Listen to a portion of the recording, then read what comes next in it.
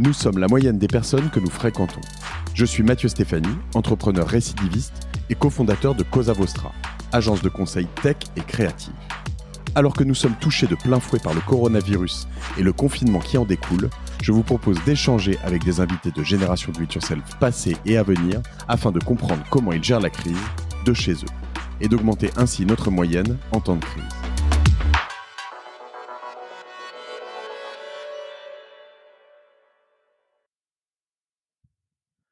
Bonjour à tous, je suis ravi aujourd'hui d'avoir une invitée, je lui disais juste avant, qui a l'habitude de me faire du mal. Alors j'aimerais me venger, mais je sais pas trop comment je vais pouvoir me venger pendant cet épisode. Alors elle était très surprise, elle me dit bah bon, mais comment je te fais du mal? Je lui dis souvent après te regarder sur YouTube ou ailleurs, j'ai mal pendant quelques jours, voilà. Salut Lucille, comment vas-tu? Bonjour, ça va? Ça me fait rire.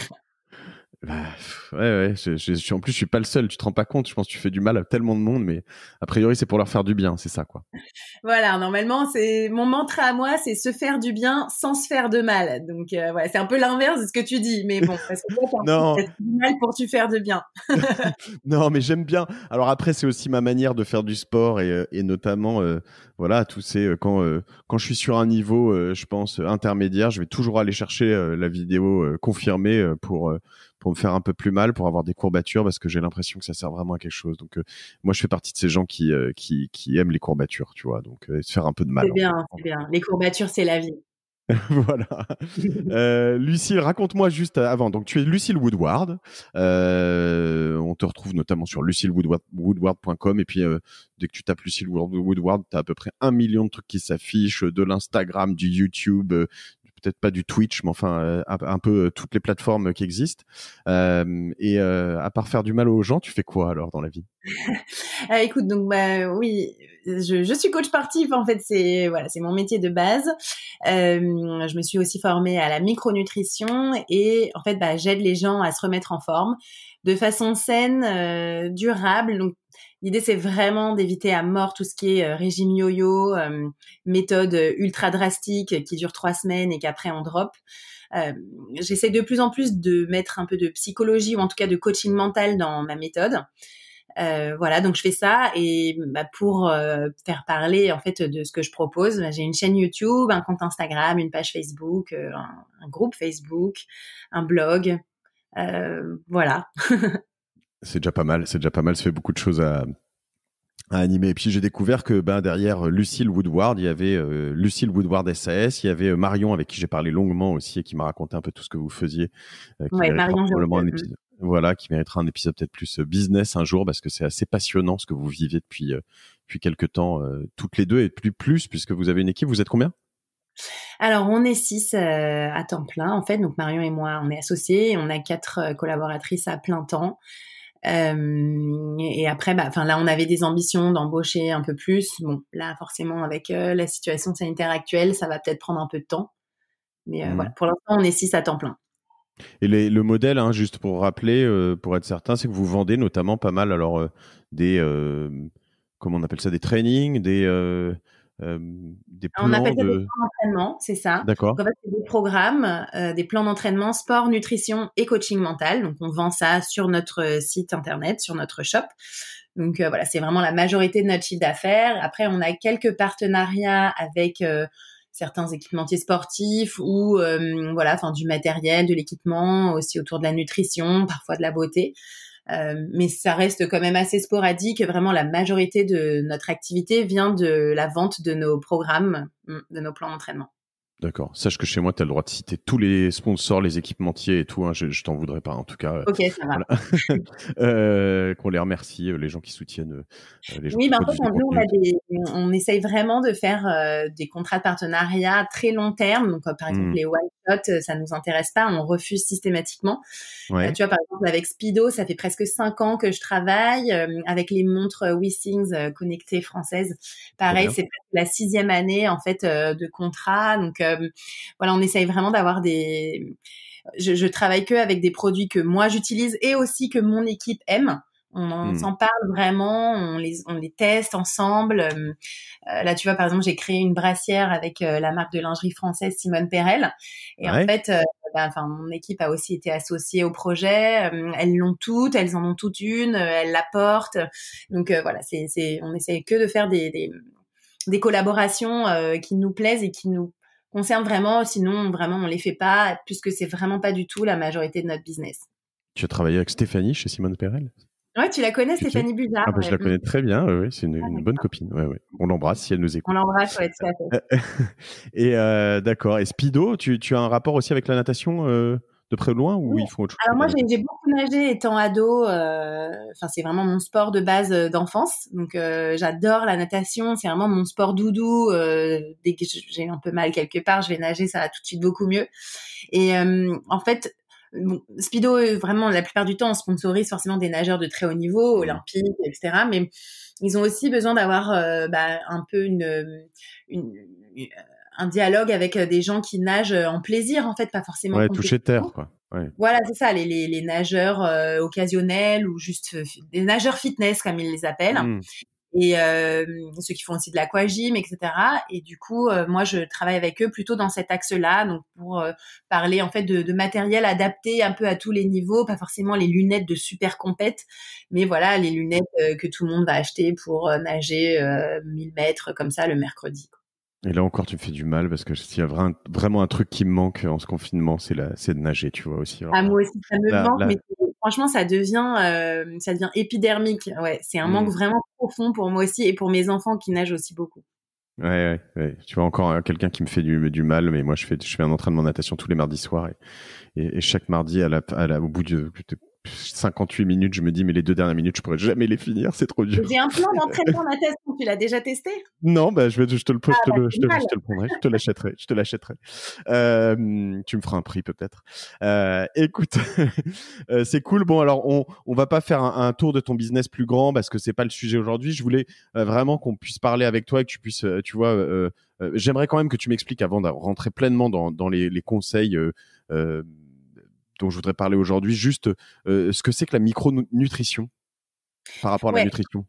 Oui, tout à fait. En fait, si tu veux, il y a un peu deux façons de voir la nutrition. Tu peux voir la nutrition d'un point de vue glucides, lipides, protéines, les calories. Mais finalement, aujourd'hui, on s'est bien rendu compte que la nutrition, c'est pas du tout ça. Le corps humain, c'est pas une usine à brûler de la calorie. En fait, le corps humain, et comme tous les organismes vivants, c'est des usines biochimiques très complexes. Et en fait, la micronutrition, ça va plutôt s'intéresser aux micronutriments, donc plutôt les vitamines, les oligoéléments, les acides aminés, vraiment la composition, mais vraiment biochimique, micronutritionnelle de l'alimentation.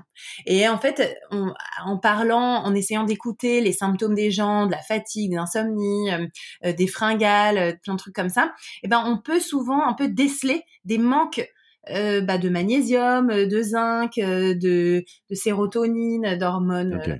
du sommeil. Et en fait, on peut les orienter vers la bonne alimentation. Et du coup, quand tu manges mieux, eh ben t'as aussi moins faim, t'as plus d'énergie pour faire du sport. Et en fait, c'est une façon d'aborder la nutrition de façon beaucoup plus intelligente aujourd'hui que juste 1500 calories, bête et méchant, qui finalement veut vraiment rien dire. Ok. Et Compris. ça, on pourra en parler une autre fois, parce que alors là, si tu me lances sur ce sujet... Oui, en effet, on pourra en parler et j'en serais ravi. Ce que je voulais voir aujourd'hui, Vraiment déjà, plus orienté sur la qualité nutritionnelle, en fait. d'accord. Ce que j'aimerais voir aujourd'hui, c'est bien. Moi, ce qui me plaît dans la manière dont tu te mets en avant, vous mettez en avant votre méthode, c'est que tu mets en. Moi, j'ai un côté un peu hardcore de temps en temps et j'aime bien aller voir, tu vois. Oui, mais d'ailleurs, c'est pour ça m'étonne énormément que tu t'intéresses à ce que je fais, parce que comme moi, je suis pas du tout dans le hardcore, et ben, il y a très peu Non. d'hommes, en fait, qui suivent ce que je propose.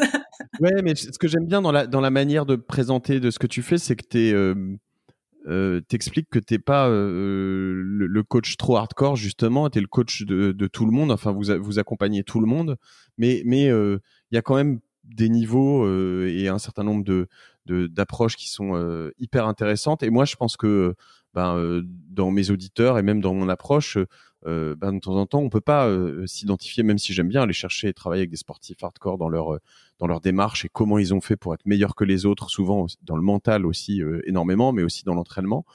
J'aime bien aussi que ce dont on va discuter aujourd'hui, c'est aussi quelque chose qui est accessible pour tous, quoi. Et c'est un peu l'idée, surtout ce dont on a besoin en ce moment. Il y a une semaine, j'enregistrais avec un amiral, donc un univers bien loin du tien, et encore quelqu'un de très humain et vraiment un épisode qui m'a beaucoup plu, et qui était ancien commandant de sous-marin.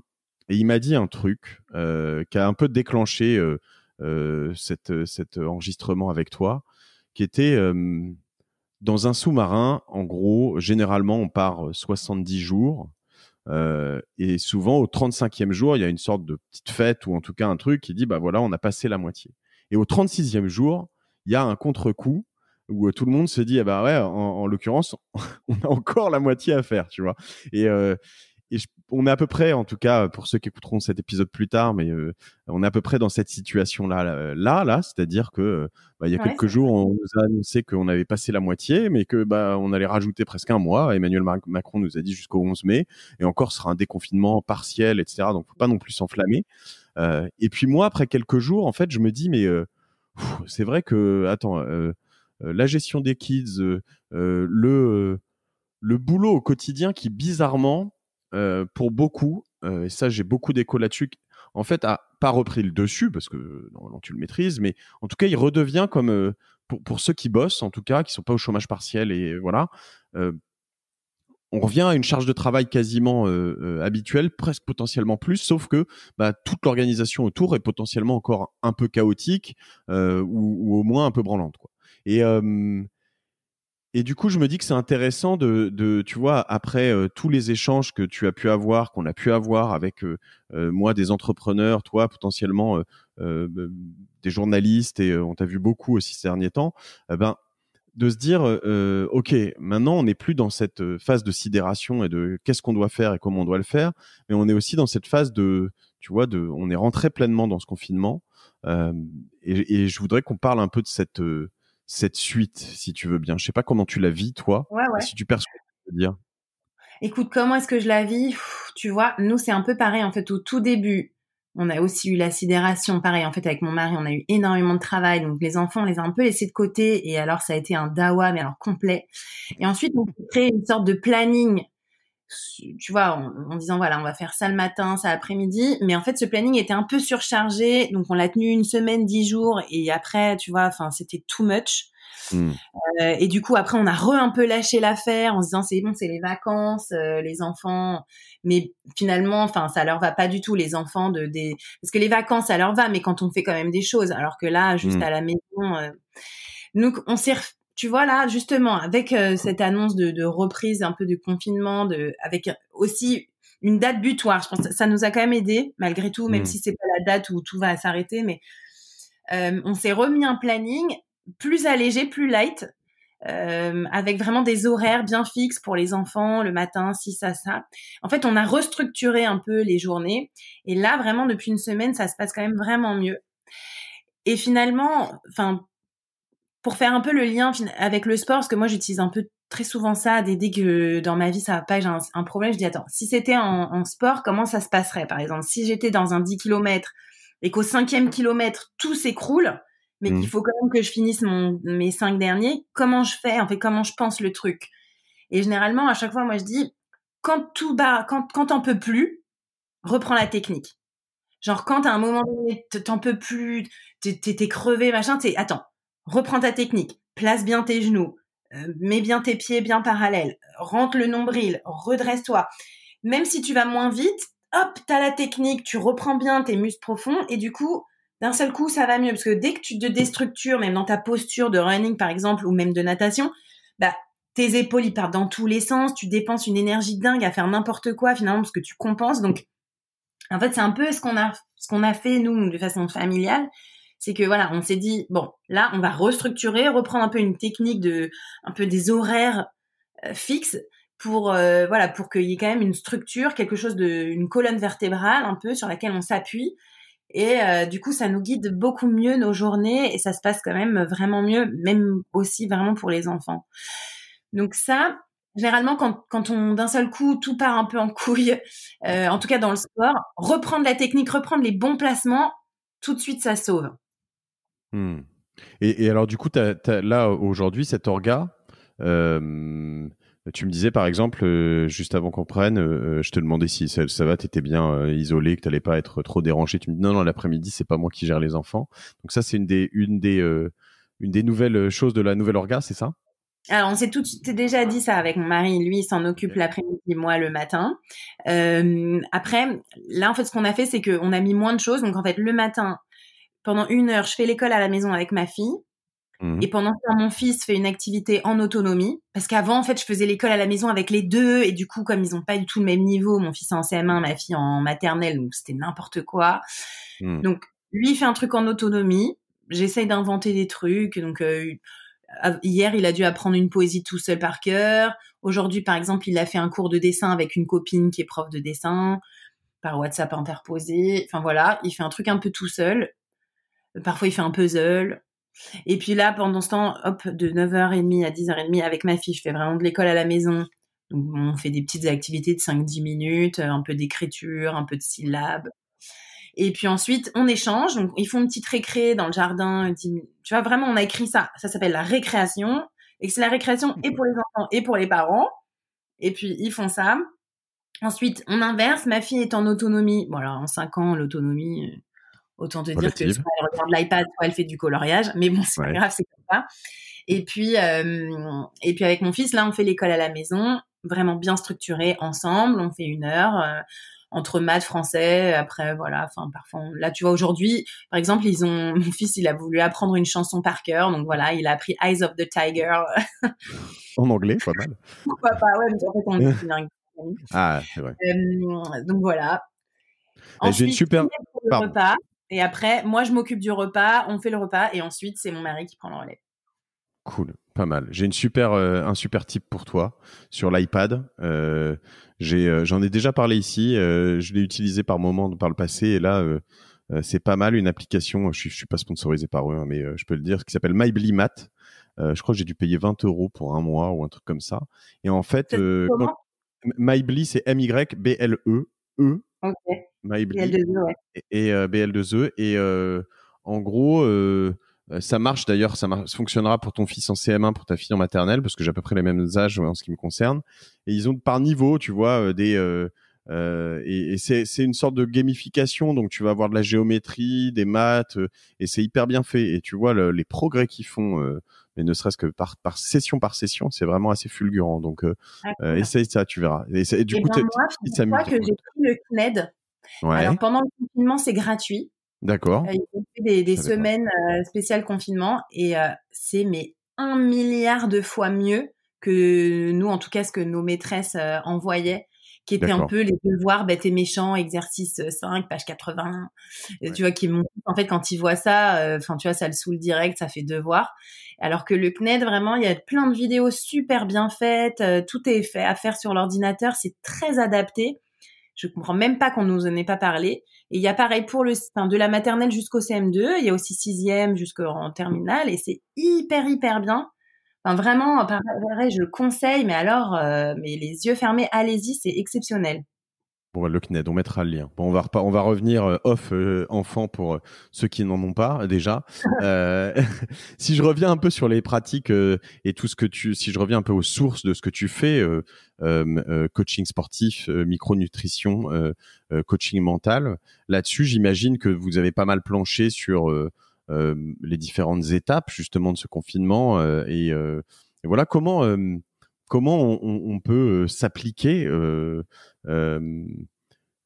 toutes ces techniques dans un quotidien. Moi, ce que je vis, tu vois, c'est que au début, j'avais, et puis d'ailleurs, dans les gens que j'invitais sur ce podcast, tout le monde disait ça, mais je picole tous les jours. J'ai même eu Simon Davlat qui me disait, ouais, voilà, aujourd'hui, j'ai commencé à 11h du match. Je lui dis, là, c'est un peu costaud quand même. Mais, mais, euh, mais j'avais une tendance à quand même picoler un peu trop le soir. Enfin, pas trop d'ailleurs, hein, je me mettais pas non plus par terre, hein, mais vraiment tous les jours, ce que je fais pas du tout habituellement.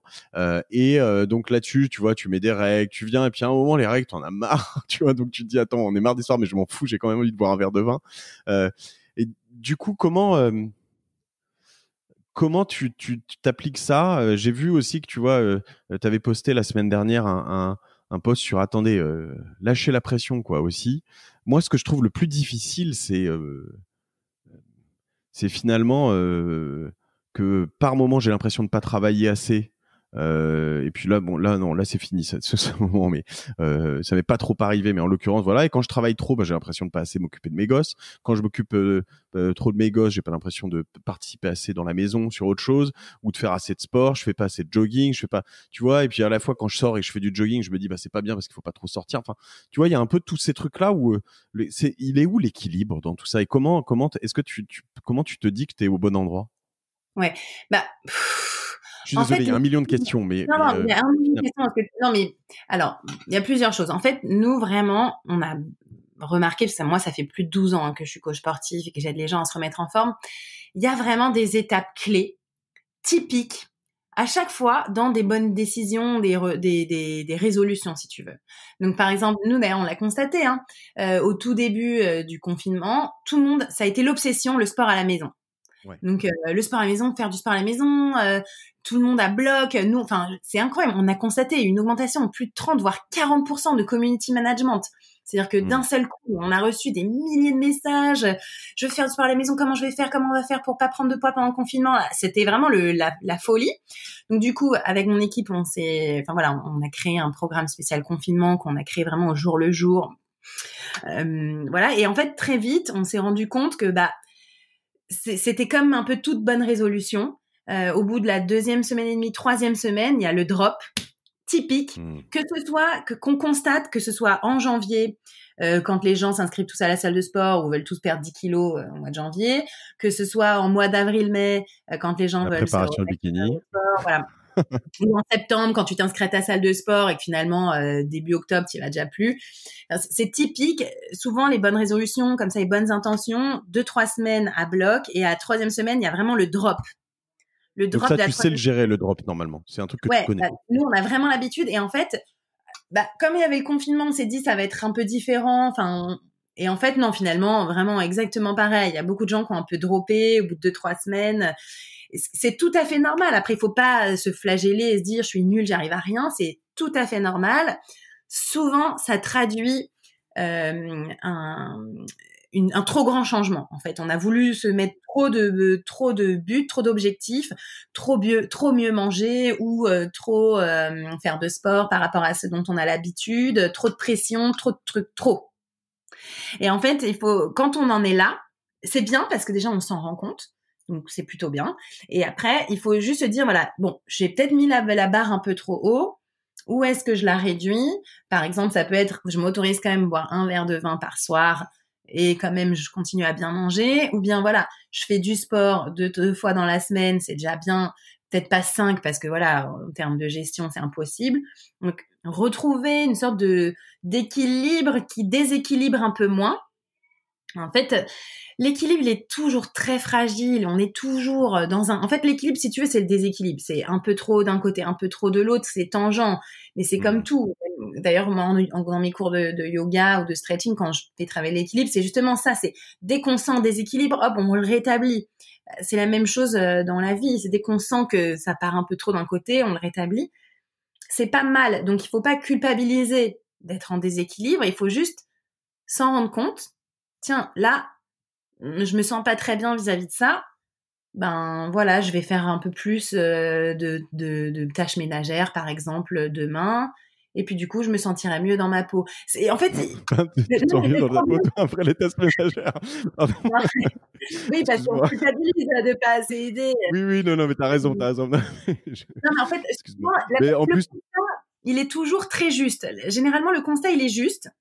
Mais le problème, c'est de rentrer dans un dialogue interne qui te dit, je suis nulle, j'y arrive pas. Mais c'est comme, par exemple, quand tu cours. Quand tu te fais une épreuve, un 10 km, un 20 km, à un moment donné, t'es un peu en sur-régime. Parce que tu t'es laissé un peu emballer, t'étais bien. Et là, d'un seul coup, tu sens que t'es déjà à bout, mais il te reste encore 5-6 km là. Donc, le constat, il est juste. T'es en sur-régime. Ok, bien sûr. Alors, qu'est-ce que tu vas faire? Tu vas pas abandonner la course. Non. Tu vas un petit peu ralentir sans te juger, sans te dire je suis nulle, je suis un bon à rien, j'aurais pas dû faire ça hier ou j'ai mal préparé. Non. Là, si tu pars dans un dialogue interne, t'es dans un cercle vicieux, c'est pas bon tout ça. Et en fait, le plus gros problème de l'être humain, c'est son dialogue interne. parce qu'en fait, personne ne te juge autour de toi dans ta course ou même dans ta famille ou quoi. Personne ne va te dire tu fais pas assez de ci, pas assez de ça. Ou... En fait, c'est juste toi, c'est ton auto-jugement. Et son propre auto-jugement, c'est le plus gros problème mental de l'être humain. C'est l'autopsychologie, en fait. C'est son auto-jugement, dialogue interne, appelle-le comme tu veux. Donc, il faut que tu sors de ça et vraiment dire, voilà, ce constat, il est très bien. C'est ce qu'on apprend en méditation. C'est juste, voilà, hop, tiens, je suis sortie de ma méditation, mes pensées ont repris le dessus, je constate, je reviens à mon intention de départ, à ma respiration, à ma détente. Bah là, c'est la même chose, c'est je constate que j'ai un peu déséquilibré, j'ai trop de courbatures, j'arrive pas à tenir mon programme sportif, je reviens à quelque chose qui est un peu plus dans ce que je peux faire, en retrouvant toujours cet équilibre. Mais l'équilibre, c'est le déséquilibre. C'est difficile à ne pas s'auto-juger, mais en fait, c'est vraiment la clé. Ouais, c'est hyper Elle est intéressant. longue, la réponse. C'était une longue question. Non, elle est super, elle est super. Et voilà. Et puis, excuse-moi, je me suis marré, mais en l'occurrence, tu sais quoi, il se trouve que même dans les tâches ménagères, j'ai trouvé une grosse satisfaction le week-end plusieurs fois, et notamment une satisfaction parce que c'est un des rares moments où je me mets dans ma bulle, je me prends mes écouteurs, j'écoute des podcasts, et en ce moment, comme beaucoup, malheureusement, j'ai un peu moins de temps pour en écouter, et en effet, tu trouves un peu ça. Là-dedans, en effet. Non, Mais moi, moi, c'est vrai que... par exemple, normalement, moi, j'ai une femme de ménage 2 fois par semaine. Et en fait, bah, souvent, on rentre le mercredi ou le vendredi et c'est la magie, la maison est nickel. Et ben là, tu vois, donc forcément, on a dû tout reprendre. Et La les magie enfants, n'opère plus. Pardon. voilà, il n'y a plus de magie. Hein, là, c'est la magie du coude. Et les enfants constatent que bah, on fait le ménage et en fait, ils se rendent compte que ça prend du temps, tu vois, et ils nous voient faire et du coup eux, eh ben ils le font aussi un peu plus. Enfin, tu vois, Ouais, par exemple, ils rechignent moins à faire leur lit ou tu ouais. vois, donc finalement quand ils nous voient un peu Non, mais galérer clairement. le samedi faire tout ça, eh ben ils se rendent compte que donc c'est pas si mal en fait. C'est un esprit En- d'équipe qui se forme au sein de la famille Woodward, quoi. C'est bien. Euh... Oui, bon, bref, pas tout le temps. Hein. Non, mais c'est vrai que c'est hyper intéressant cette histoire d'équilibre et de déséquilibre. Euh... Oui, mais tu vois, moi Mais ça, je l'ai aussi énormément travaillé du côté mère, entrepreneur, coach sportif. Enfin, tu vois, j'étais tout le temps en déséquilibre au début. hmm, J'étais là, mais à chaque fois, j'avais l'impression de jamais faire assez de sport. Quand je faisais du sport, j'avais l'impression de pas assez travailler. Quand je travaillais, j'avais l'impression de pas être assez avec mes enfants. Quand j'étais avec mes enfants, j'avais l'impression de pas assez travailler. Enfin, tu vois, le cercle vicieux où t'es tout le ouais, temps en ouais. train de... En fait, j'arrive à rien. Je suis jamais libre. Alors que si tu te libères de tout cet auto-jugement, eh ben, c'est très dur, c'est le plus dur. C'est le plus dur, c'est de se libérer de son auto-jugement. Mais une fois que tu y arrives, bah là, vraiment, tu es beaucoup plus libre. C'est vrai que tu as touché un point qui paraît pour beaucoup, tous ceux qui n'ont jamais essayé la méditation, euh, on trouve ça souvent un peu loufoque ou lointain en tout cas. Moi, mon histoire de la méditation, c'est que Benjamin Blasco, le fondateur de Petit Bambou, un jour m'a approché, il écoutait Génération Do It Yourself, et il m'a dit, il m'a demandé si je méditais. Et d'ailleurs, je voulais, même que pour la vérité de l'histoire, c'est peut-être même moi qui l'ai approché pour le faire passer sur Génération Do It Yourself, et il voulait pas. Il m'avait demandé si je méditais, il m'a offert un accès à Petit Bambou. Et moi, je suis curieux de nature, donc j'ai essayé, et en l'occurrence, c'est vrai que ça m'a libéré de pas mal de choses. Je suis pas un assidu, enfin là-dessus pour le coup, je suis pas hardcore, mais j'y reviens quand même assez souvent.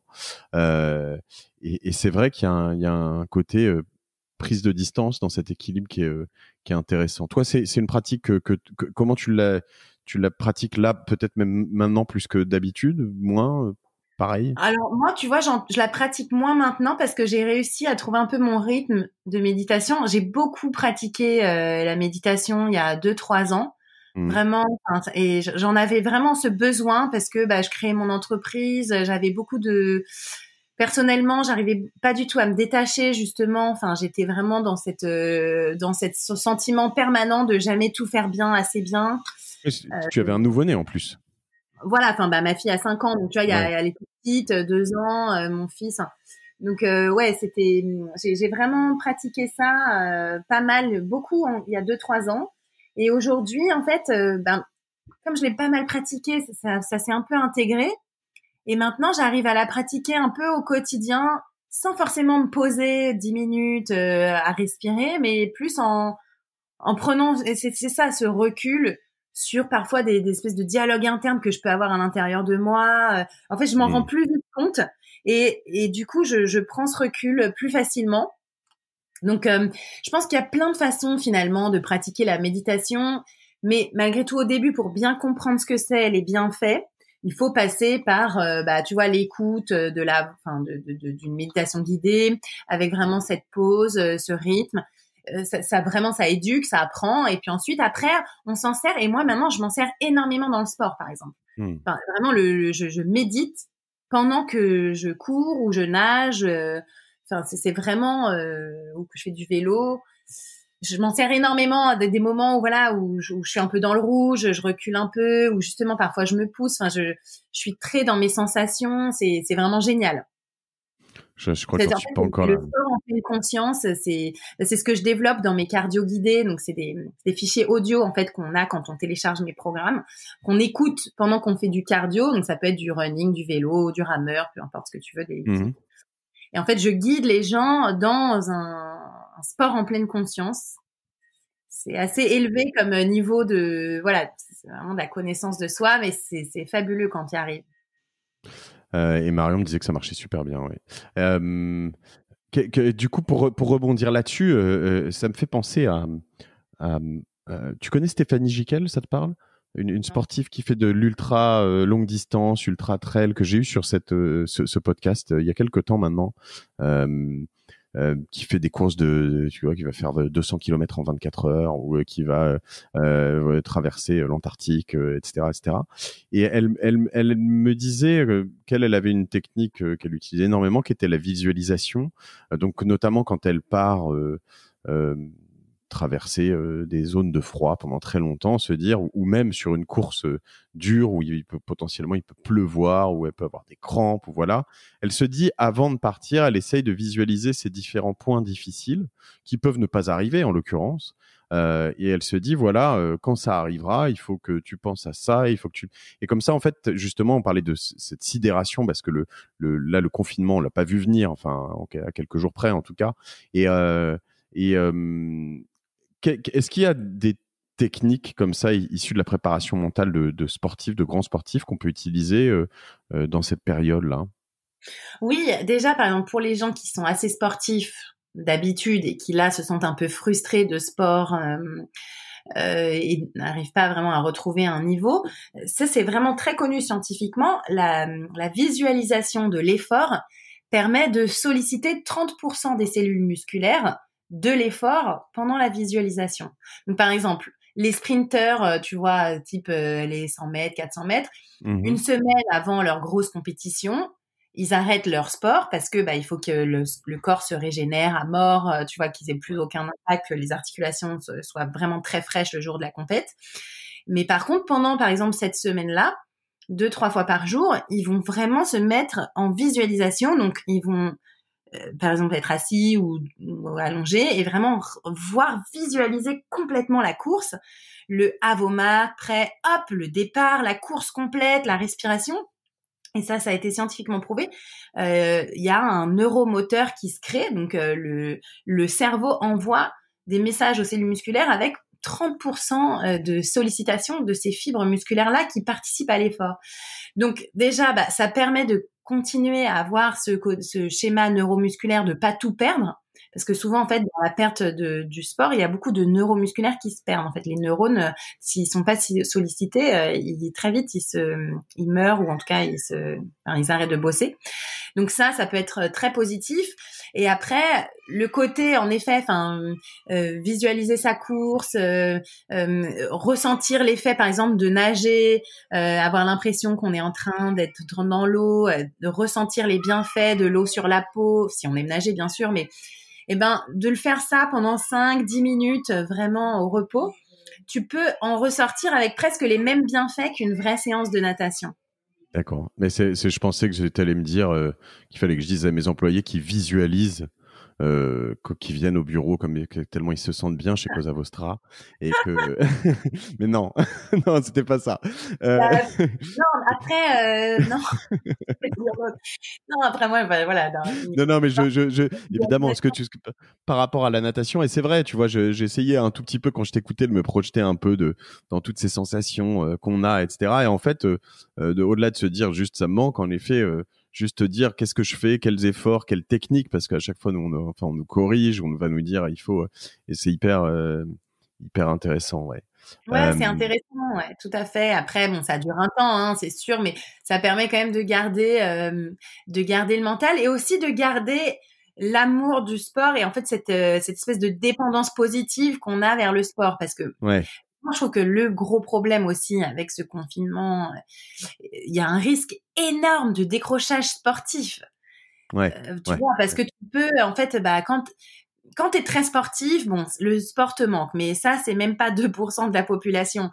En fait, sinon, la majorité des gens, il faut toujours un peu les pousser et être dans le ressenti positif du sport. Donc, quand tu l'as plus du tout ressenti pendant longtemps, la reprise, elle est très dure, t'as pas forcément envie. Donc, j'ai aussi moi très peur pour beaucoup d'adolescents en fait, hein, qui peuvent être en décrochage sportif massif à l'issue de ce confinement. Donc, le fait de rester comme ça dans quelque chose qu'on apprécie, les bienfaits de la séance de sport qu'on a l'habitude de faire, que ce soit son cours de judo, de danse, ben ça peut vraiment aider justement à rester addict au truc.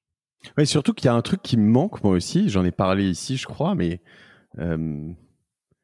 et c'est assez marrant. Alors là, on est moins dans la pratique et peut-être moins je sais pas à quel point si tu es passionné par certains sports, mais plus dans là pour le coup la projection, c'est que il y a plus du tout de sport en direct. Il y a plus de foot, il y a pas d'athlé, il y a pas de, il y aura pas de JO cette année, etc. Ouais, Et donc du ça coup, va il y a quand même manquer. une forme de stimulation, tu vois là-dessus. Moi, je me surprends à re-regarder des matchs de foot du mondial, alors pas entier hein, non plus, mais de 2018. Je me suis fait des matchs de Mike Tyson en boxe pour redécouvrir ou découvrir parce que j'étais un peu jeune cette époque, etc. Que je trouvais et c'est vrai que ça donne un élan de motivation de voir un peu tous ces gens-là, mais je trouve que c'est quand même souvent motivant de voir des sportifs à l'action pour toi. Tu vois le Tour de France qui est annulé, c'est un des trucs qui moi me donne quand je vois les sportifs qui font les coureurs du Tour de France, j'ai envie de faire du vélo, tu vois, et j'y vais plus facilement. C'est vrai qu'il y a le Ouais, tout à décrochage, je fait. le sens Je possible. trouve Ouais. que c'est un facteur de motivation, hein, bien sûr. Bah, c'est d'ailleurs pour ça que la plupart des équipementiers sponsorisent les sportifs de haut niveau, hein, parce que bah, on s'identifie et ensuite on a envie de s'équiper comme eux ou de faire comme eux. Donc oui, absolument, c'est vraiment ça. Par exemple, tu vois, pour les fédérations, souvent, tu vois, quand il y a eu bah, des bons résultats, par exemple aux Jeux Olympiques ou les Coupes du Monde de foot, ensuite, bah, ça incite les enfants à s'inscrire à tel ou tel sport, à s'identifier justement. Donc c'est pour ça aussi, tu vois, au niveau des enfants, ça peut être un énorme facteur de décrochage sportif. Absolument, c'est tout à fait raison. Sachant que ça a des incidences qui sont pas juste physiques, je veux dire, et c'est un peu une des choses que je vis là, c'est tu vois, paradoxalement, quand je suis pas allé assez courir, moi, je suis plutôt, j'aime bien tout ce qui est triathlon, tout ça. Donc le vélo en ce moment, c'est non, j'ai pas de home trainer et donc faut aller trop près, trop loin, ça marche pas. Mais souvent, euh, je vais courir avec un de mes enfants ou les deux, enfin deux des trois en vélo, par exemple. Et mais je me dis, je vois le bien, le bénéfice psychologique, sur le moral aussi. Là, la semaine dernière, j'ai senti à un moment que j'avais juste besoin d'aller courir. D'ailleurs, il y a eu un moment, je l'ai pas fait, mais j'ai eu envie d'aller courir tout seul, tu vois. Alors que je suis plutôt justement team player, etc. À un moment, je me suis dit, j'ai envie tu vois, de m'évader, quoi. De s'évader de ce confinement un peu, tu vois. Ouais. Et en fait, il y a quand même il y a un double impact là-dessus. C'est qu'il y a l'impact physique, mais j'ai l'impression que les bénéfices du sport sont aussi ailleurs, non? Ah oui, non, mais bien sûr. Mais de toute façon, enfin, le sport, c'est vraiment mentalement hyper important. De toute façon, on est des animaux et on est des êtres vivants de mouvement. c'est ça qui nous fait aller bien. C'est prouvé. En fait, dès qu'on fait 15-20 minutes de sport, on a les hormones qui nous aident à dormir, qui nous aident à être plus heureux. Donc en fait, notre corps est fait pour faire du sport, et si on n'en fait pas, bah justement, on est plus déprimé, en auto-dialogue interne du négatif. Donc justement, pour se sortir de cette spirale, c'est le sport, c'est le mouvement. Alors, ancestralement, on est fait justement pour bouger, nomade, tout le temps marcher, courir à droite à gauche pour chasser, cueillir, bouger. Et c'est ça qui nous rendait heureux. Aujourd'hui, maintenant qu'on est beaucoup plus sédentaire, il faut un peu se forcer, tu vois, pour aller chercher le sport. Mais oui, c'est ça qui rend heureux, qui rend les enfants beaucoup plus concentrés, beaucoup plus fiers d'eux, mieux dans leur peau, et les adultes aussi. Donc, bien sûr, au bout de 15-20 minutes, tu sécrètes des endorphines, de 15-20 minutes de sport, tu sécrètes des endorphines, c'est une hormone en fait de la détente, du bonheur, et ça aussi favorise l'endormissement le soir avec la production de mélatonine, surtout si tu as pris la lumière du soleil. Donc bien sûr, il y a les aspects physiques et physiologiques, mais il y a l'aspect vraiment mental énorme, bien sûr, c'est très important. Et en fait, tu vois, je trouve que pour la sécurité sanitaire, c'était peut-être obligatoire, mais en obligeant les gens à ne courir que entre 19h et 9h du matin, je sais pas, enfin, tu vois, je trouve que ça limite quand même énormément l'impact, et du coup, on a toujours l'impression que le sport, c'est ça qui fout la merde et tout, alors qu'en fait, c'est le contraire. Enfin, il faut faire du sport, il faut sortir, il faut bouger, il faut surtout booster son immunité. Le sport booste l'immunité. Oui, c'est là Diminue où le poids, les maladies cardiovasculaires, l'hypertension artérielle, qui sont des facteurs de ultra risque de développer un Covid-19 très méchant. mais au risque d'en choquer certains, c'est sûr que enfin, après, et en particulier, alors peut-être qu'il y a les grosses agglomérations où c'est un peu différent, et Paris en particulier qui a mis ses mesures, mais euh, euh, j'ai l'impression qu'à Paris, à partir de 19h, du coup, tout le monde sort en même temps. Ouais, Et donc, du coup, on stigmatise énormément les gens qui font du sport, mais dire si on les laissait sortir un peu peut-être au fil de l'eau toute la journée, parce qu'évidemment, ils vont pas sortir à 11h du soir. Il y en a qui le font, mais pas beaucoup.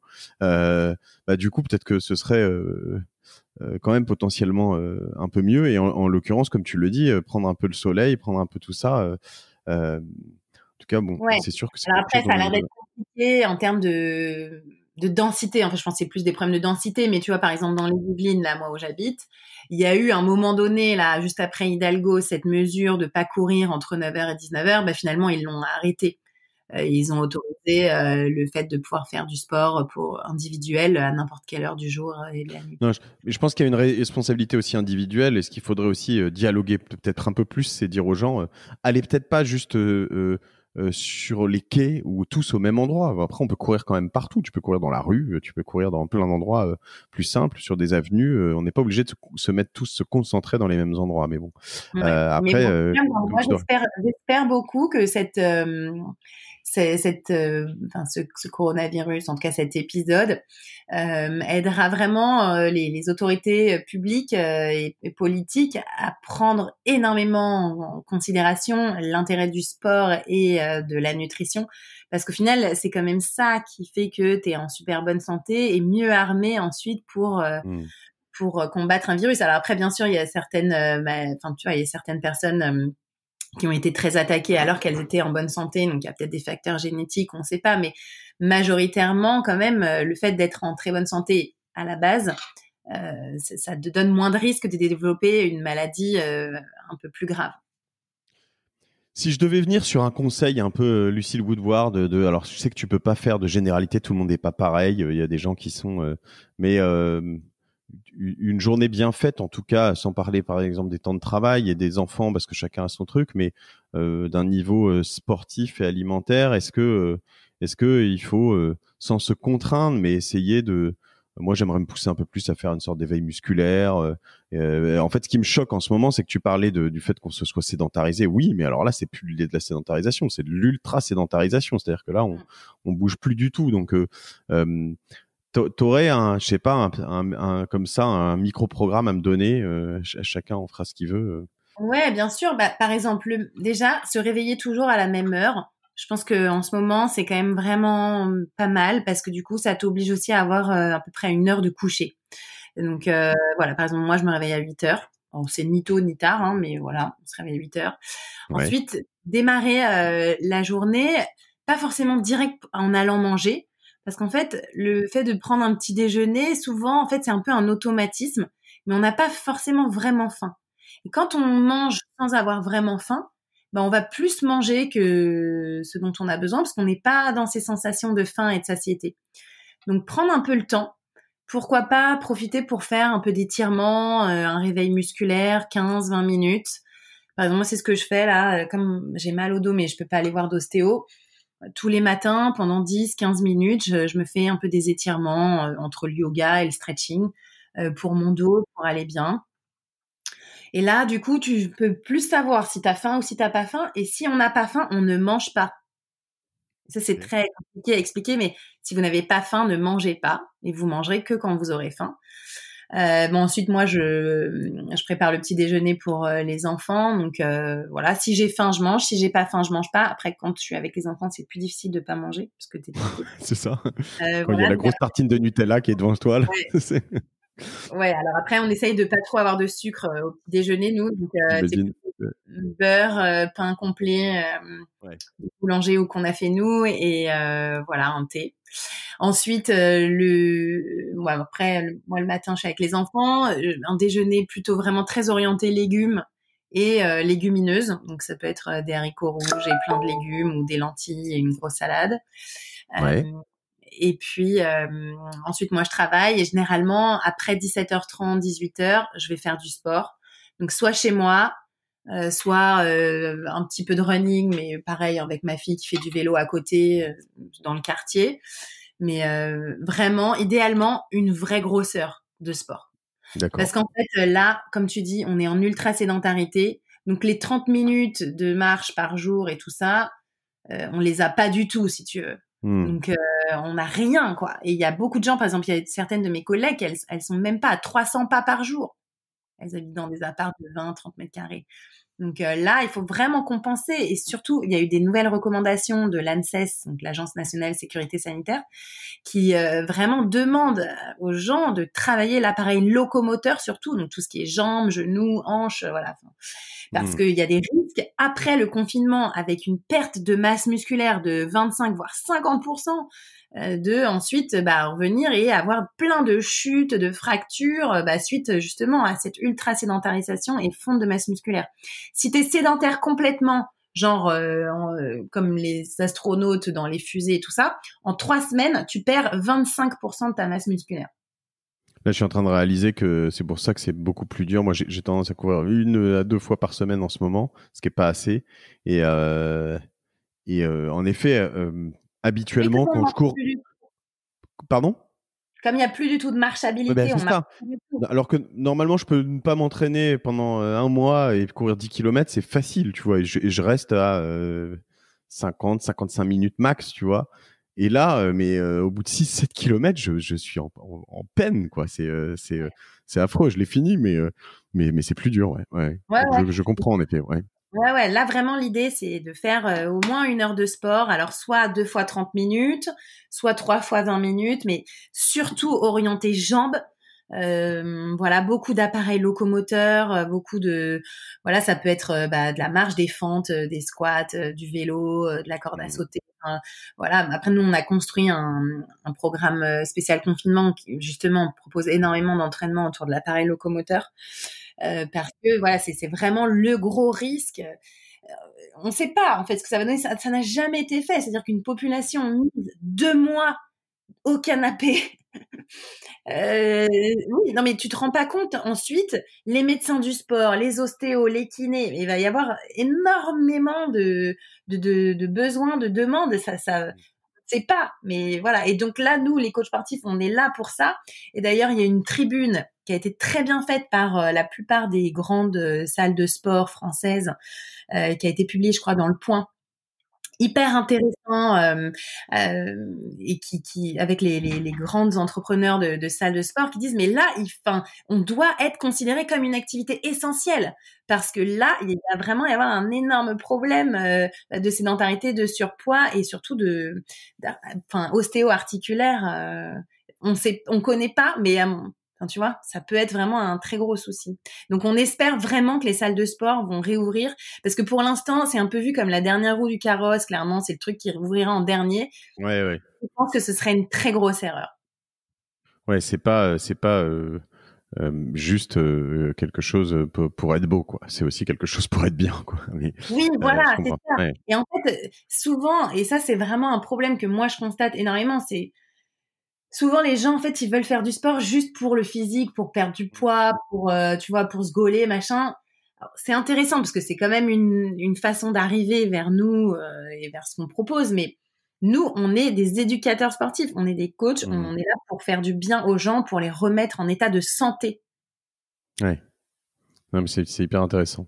Et après, donc, tu finis ta journée, un repas plus léger. Du coup, t'as pas fait de Et gros repas voilà, lourds. Ouais. idéalement, donc après le sport, justement toujours pour bien stimuler l'appareil locomoteur, une douche plutôt froide, au moins sur tout ce qui est jambes, jusqu'aux D'accord. fessiers, idéalement jusqu'au nombril, 3-4 minutes de froid. Ensuite, on termine tout le corps par le chaud.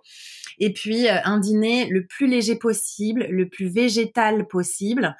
Voilà, donc éviter, c'est dur, hein, je sais, c'est dur d'éviter le fromage, la viande le soir et tout, mais voilà, idéalement, au moins 2-3 fois dans la semaine, peut-être un dîner soupe, morceau de pain ou grosse salade et plein de légumes. Puis à 21 Juste heures, une bouteille de vin par semaine, par personne. Voilà, c'est ça. alors le vin, ouais, le vin. Non, mais tu vois, le vin, vraiment 2 verres par jour, pas tous les soirs.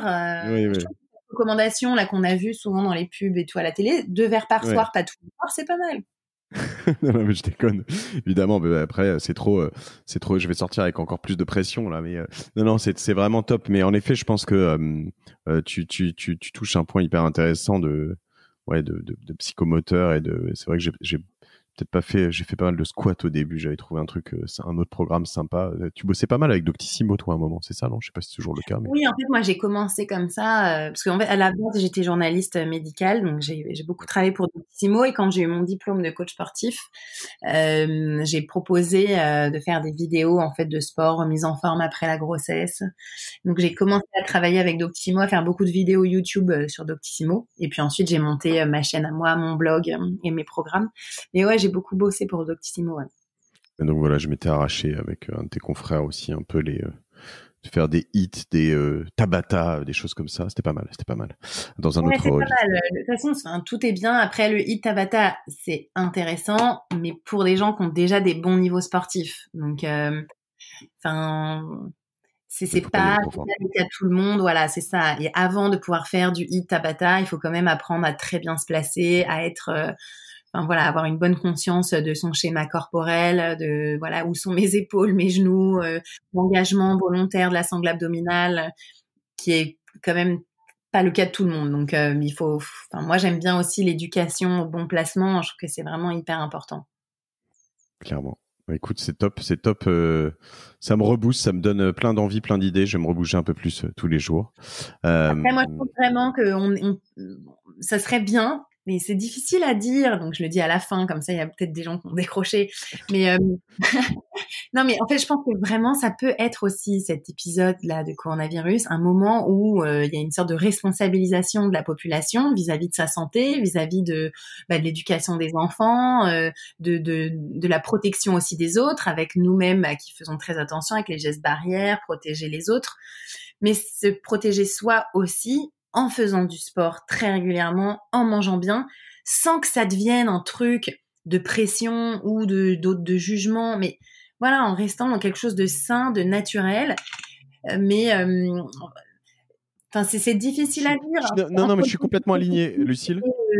et le sport et la responsabilisation de chacun. Il y a un peu parfois on a l'impression qu'il y a un peu une guerre des clans, mais on peut Hmm. être body positive, s'aimer comme on est, ne pas être parfaite, ne pas être une sculpture, parce que c'est insupportable toutes ces images qu'on nous impose et cette espèce de jugement permanent du corps de la femme ou de l'homme d'ailleurs. Hein. Hmm. C'est insupportable. Mais d'un autre côté, il y a aussi, enfin voilà, cette responsabilisation, je pense, nécessaire de tout un chacun sur le sport, le fait d'être en bonne santé, justement, bah, pour que la société soit le moins impactée quand il y a des maladies comme ça qui nous arrivent, pour coûter le moins possible aussi à la sécurité sociale, qui en a pris un coup énorme avec cette situation sanitaire. Donc, on peut aussi se mettre comme ça dans cette responsabilisation de bien manger, de régularité du sport, de sommeil, qui peut être hyper positif. Enfin, moi, j'espère vraiment que c'est vers ça qu'on va aller. Je sais pas, mais en tout cas, je l'espère. Mais je suis complètement aligné dans le sens où je pense que, et tu vois, j'ai pas honte de le dire aussi, mais je pense que c'est aussi un moment dans lequel souvent chez soi on peut avoir de mauvaises habitudes, et là comme on est confiné chez soi, de toute façon il faut quand même bouger un peu les choses, et c'est aussi le moment où bah moi j'ai finalement tu vois, si je prends vraiment le fitness en ce qui concerne, tu vois, tu parlais de sangle abdominale, des épaules, euh, comment t'appelles ça, L'appareil moteur, locomoteur. le locomoteur, merci. Eh bien, finalement, j'en ai presque jamais autant fait. Je fais plus attention à ce que je mange en l'occurrence, et parce que je mange jamais dehors ou très peu, quelques commandes, Mm. mais beaucoup moins qu'avant. Donc je sais tout ce qu'il y a dans mon assiette, et voilà. Et en l'occurrence, je pense qu'il y a une forme des bonnes routines à prendre, associées chez soi à un endroit sain et dans lequel on est bien. Je pense que c'est potentiellement le bon moment pour prendre ces belles habitudes, quoi. Parce que de toute façon, comme on le Oui. disait tout à l'heure, c'est tout ça est une question d'habitude, de routine. On n'aime pas le mot routine trop en français, ça fait un peu plan-plan, mais en l'occurrence, il y a plein de bonnes routines à prendre au quotidien et potentiellement à s'imposer un peu au début pour s'y faire ensuite. Ouais. Donc, Et j'espère vraiment aussi que ce sera repris justement par les autorités et voilà, enfin les intentions politiques, parce que finalement c'est vraiment une politique. Par exemple, tu vois sur la tribune là, des responsables de salles de sport, ils demandent une TVA à 5,5. Bon, c'est pas nouveau, hein, la TVA à 5,5, ça fait des années qu'on la demande, hein. Mais tu vois, ça pourrait être aussi un moment où voilà, on dit tiens, c'est quand même des activités essentielles de remettre la population en forme, de maintenir une population en forme. C'est de la prévention sur le très long terme, de la gestion du risque finalement, hein. hmm. Et en fait, ça pourrait être aussi, tu vois, une grosse démarche très intéressante qui pourrait être faite. Donc, ben, écoute, on verra, on suivra, mais encore une fois, sans rentrer dans un auto-jugement et se dire je fais pas assez, je suis nulle. Ben, ça revient à ce qu'on s'est dit au début. Juste une routine, comme on se lave les dents 2 fois par jour, et ben faire du sport tous les jours de façon régulière, ce qui nous fait du bien, avoir la conscience de ce qu'on mange, de comprendre les nutriments qu'on avale et pas juste les calories. Enfin, voilà, moi je pense que ça pourrait être, j'espère que ça le sera, un grand moment où de prise de conscience massive sur la responsabilisation de chacun vis-à-vis de sa santé, de soi-même et des autres. Et ben voilà, je pense on a tout dit alors. Euh, je t'ai pas fait Bon, assez de moi, mal, je me suis pas assez vengé, je la santé. je voulais me venger, mais tu vois, j'ai pas réussi. Donc voilà, je vais me faire un plan d'entraînement, je vais te l'envoyer et puis on verra. Non, le problème c'est que j'y arriverai même pas. Tu sais. Alors oui, bien sûr, nos plans d'entraînement à télécharger pour se responsabiliser et mieux comprendre comment faire du sport de façon régulière. Mais par contre, si vous voulez voir des sportifs de haut niveau faire du sport en ce moment en direct, ça se passe sur France 3 tous les matins à 10h30. J'anime une émission qui s'appelle Rester en forme. Donc en Trop fait, bien. on fait faire du sport aux gens qui nous regardent à la télé avec Amadou, qui est un coach sportif génial. Et on a à chaque fois en duplex une famille, comme n'importe qui, et un sportif de haut niveau. Donc, tu vois, on a eu par exemple Justine Dupont, la record woman du monde de grande vague à Nazaré. On a eu Ouais. Dimitri enfin voilà, des François Cross, un rugbyman du Stade Toulousain. Enfin, voilà, on a des grands sportifs de haut niveau, des médaillés olympiques de judo, de natation synchronisée qui viennent avec nous en duplex, donc depuis chez eux, là où ils sont confinés. Puis on a eu Valériane Ayayi, une basketteuse internationale qui est en Serbie et qui est confinée en Serbie à Belgrade dans son club, et elle a fait la séance de sport avec nous. Donc vous les voyez bouger et ils existent toujours. Eh ben écoute, parfait. Voilà, sur France 3, le matin à quelle heure? À 10h30 le À matin. Ouais. 10h30. Voilà, et tout ça, on le retrouve sur tes réseaux sociaux. Donc, si vous tapez déjà Lucille Woodward sur Google, vous avez une belle. On mettra tous les liens sur la page du podcast, YouTube, le lien vers le site internet sur lequel il y a tous tes programmes, et puis après Instagram évidemment, un peu partout. Et comme ça, on garde contact avec toi. Je te revois moi probablement demain, Lucille, hein, tu vois, sur mon écran. Je vais je vais me refaire du mal. Et puis, je te remercie. Je remercie Marion aussi pour la préparation de tout ça. Et puis Léa qui a produit cet épisode. Et puis je te dis à bientôt alors. À bientôt. Continue de faire du sport, de bien manger, mais sans te culpabiliser, tu vois. Ça, c'est ton next step. C'est mon next step, ouais. Mais tout en me faisant mal, je continue. Salut Lucille, merci pour tout. À bientôt, salut.